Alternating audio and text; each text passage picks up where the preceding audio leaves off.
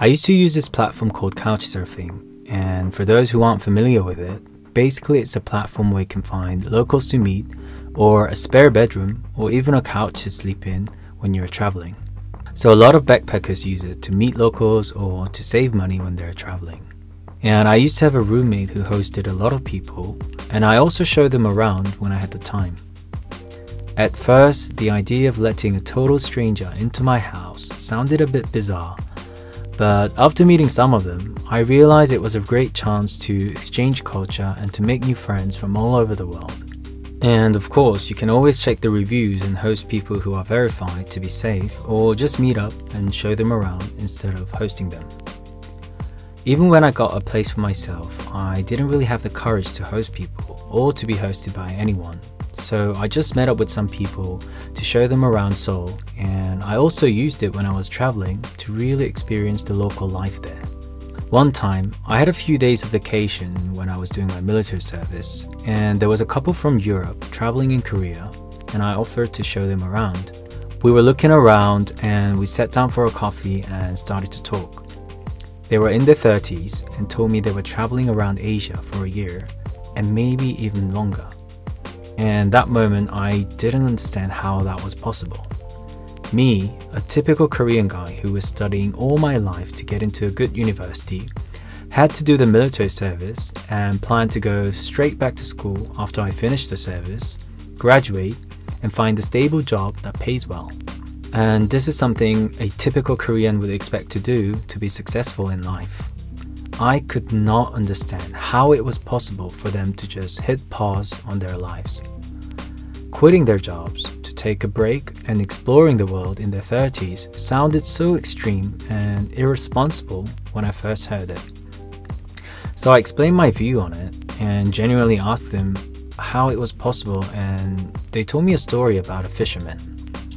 So a tourist came to a fishing village and complimented to the fisherman that the quality of the fish was so good and asked him how long it took him to catch them. And he answered it didn't take long. So the tourist asked again, why didn't you stay longer to catch more? And the fisherman said he had enough to provide for his family, and now he can use the free time to sleep, play with the children, travel, and enjoy what they have now. And the tourist said, but if you catch more fish, you can sell it and make more money to buy a bigger boat and then catch more fish and become rich in years of time. So the fisherman answered, why would I do that? And then the tourist said, well, then you can retire, get a new house, enjoy life with your family. And the fisherman answered, well, what do you think I'm doing right now? I can do all of that right now. Why waste so many years to enjoy life later? And the couple ended the story by saying they didn't want to push the things they enjoy and the things that makes them happy to the future when they can do it right now. And they never know what will happen in the future, let alone tomorrow. So this story hit me really hard.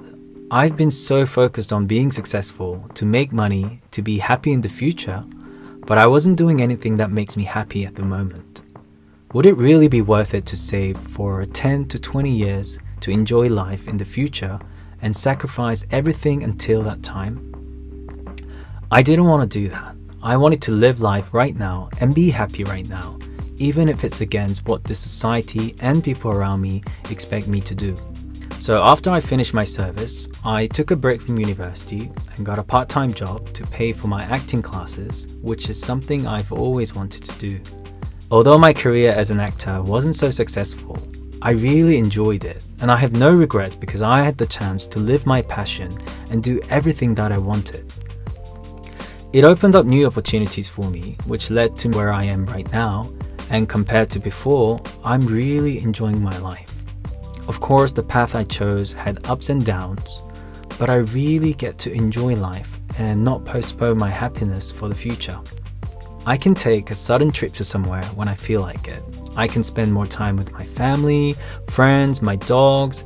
I can enjoy my late night walks, and I can meet so many different people from around the world when I feel like it. I finally felt like I was living my life, not following a guideline set by others. And it was all thanks to these two strangers that I met for a few hours. Although sadly I lost contact with them, but I really wanted to thank them for changing my life, for making me realize how important it is to live the present, for showing me how unpredictable and amazing life is, and how it can have such a huge impact on my life.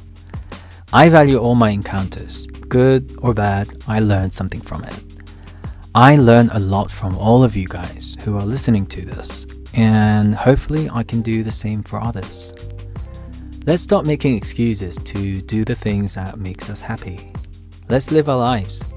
Thanks for listening to my second Bed Talk, and good night.